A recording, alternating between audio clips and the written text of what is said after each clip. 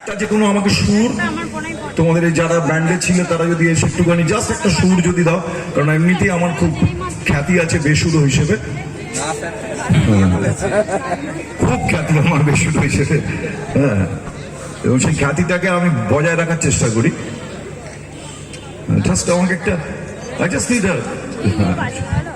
একটু সুরটা পেলেই হলো। চা কতটা গরম, একটু রাখ, একটু বাদে খাচ্ছি, এরা গিয়ে খাচ্ছি।